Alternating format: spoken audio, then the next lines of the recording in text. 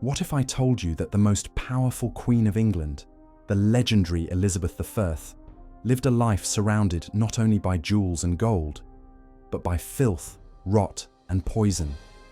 Behind the shining crown and the mask of royal perfection, the Virgin, Queen hid hygiene habits so shocking, so unsettling, that they still astonish historians today.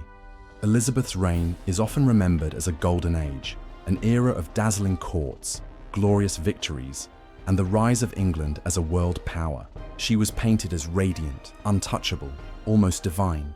But behind the pearl-draped gowns and carefully staged portraits was a woman fighting to control her image at any cost. And her personal hygiene was a weapon in that battle. To Elizabeth, cleanliness was not about health. It was about illusion.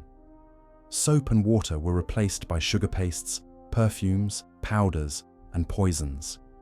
Her beauty was carefully constructed, but beneath it all lay blackened teeth, rotting skin, and palaces filled with stench. In this video, we'll uncover 5 of Queen Elizabeth I's most shocking hygiene habits. From her dangerous obsession with sugar to the toxic makeup that slowly poisoned her body, from her rare baths to her life in unplumbed palaces. Each habit is more than just a curiosity. Each one reveals how Elizabeth transformed her very body into a stage for power, politics, and myth. This is the darker side of England's Golden Queen, unwashed but unforgettable. For Queen Elizabeth I, sugar was more than a sweet treat. It was a symbol of wealth, power, and control. In the 16th century, sugar was an exotic luxury, imported in small quantities, locked away in chests, and counted like precious jewels. To serve it at court was to display England's rising influence, and Elizabeth adored it. Her banquets overflowed with candied violets, sugar-coated almonds, marzipan molded into elaborate shapes, and preserved fruits gleaming with sweetness. To indulge in sugar was to consume power itself, and the Queen did so with abandon. But her love of sugar carried a bitter price. In an age with almost no understanding of dental care, Elizabeth attempted to clean her teeth with a paste made of herbs and sugar. The irony is painful. Instead of protecting her teeth, this practice fed decay, wearing down enamel and leaving her mouth vulnerable to rot. By the 1590s, foreign ambassadors noted that the Queen's teeth were blackened. Several had fallen out, and her breath was unbearable. Some even whispered that it was difficult to understand her speech. Her physicians urged extractions, but Elizabeth refused. She could not bear the pain or the idea of losing more of her royal appearance. In one infamous story, a courtier had a tooth pulled in her presence just to prove the operation was survivable. Yet she still resisted. What makes this story even stranger is how the court reacted. Rather than mock her decaying smile, noble women began to darken their own teeth with soot and charcoal to imitate their queen. In Tudor England, even rotting teeth became a mark of status, because if the Queen had them, then they were fashionable. Sugar had become both a luxury and a curse. It sweetened her power, but it also left one of history's most iconic monarchs disfigured and in constant pain. And yet, Elizabeth clung to the illusion, smiling when she could, even as her teeth betrayed her. But sugar was not her only dangerous indulgence. Another of her habits revealed a world where water itself was seen as an enemy. One of the most quoted lines about Queen Elizabeth I is chilling in its simplicity. "I bathe once a month, whether I need it or not." Historians still debate whether she ever truly said these words, but the sentiment captures the era perfectly. In Elizabeth's time, water was not trusted, it was feared. Doctors of the 16th century warned that bathing could open the pores and allow disease to seep into the body. The air itself, or miasma, was thought to carry sickness, and frequent washing was believed to weaken the natural defenses of the skin. To immerse oneself in water was, to many, an invitation to illness. Elizabeth followed these beliefs closely. Rather than relying on soap and water, she embraced a ritual of cleanliness built on linen and illusion. She changed her undergarments, called shifts, frequently, sometimes several times a day. It was believed that the fresh linen drew impurities away from the body, keeping it pure without the risks of water. When Elizabeth did wash, it was never a casual act.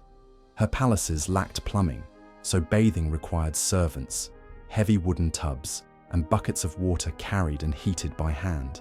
Dozens of attendants were needed to prepare what became an elaborate ceremony rather than a daily habit. A bath was a rare luxury, arranged with the same precision as a royal feast. Instead of soap, she preferred rosewater, vinegar rinses, and herbal infusions carefully prepared by her apothecaries. These scented concoctions refreshed her skin and cloaked her body in fragrance. They were as much about performance as about hygiene.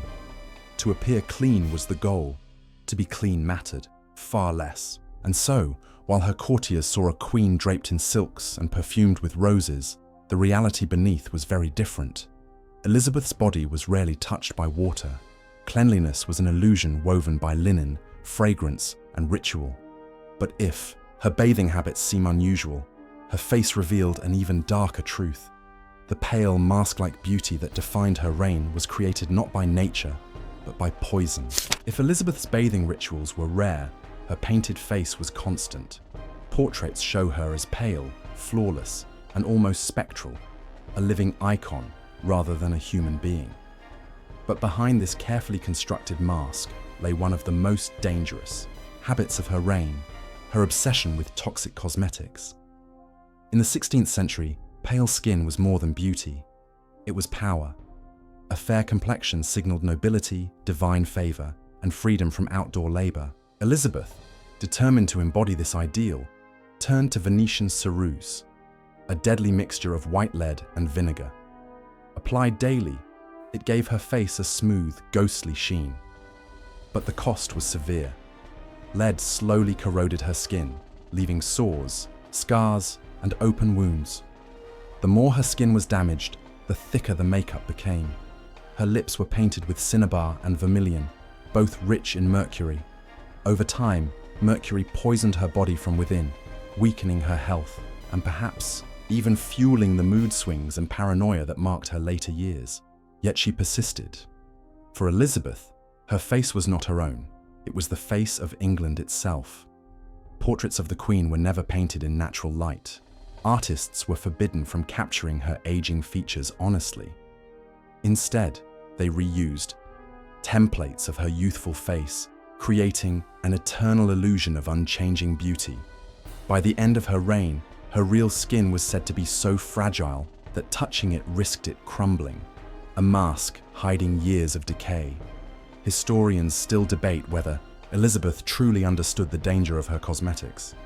But in truth, it hardly mattered. What mattered was her image. She believed that so long as her face shone white and untouchable, her authority would remain unbroken. And so, even as her body failed beneath the paint, the mask of power remained. But while her face projected divinity, the palaces she ruled carried reminders that even queens could not escape filth. Behind the golden ceilings and silk-draped walls of Elizabeth's palaces lurked a truth far less glamorous. There was no plumbing. Hampton Court, Richmond Palace, even Whitehall, the grand residences of a queen, were, in reality, medieval when it came to waste. Elizabeth's own toilet, or close stool, looked elegant on the surface.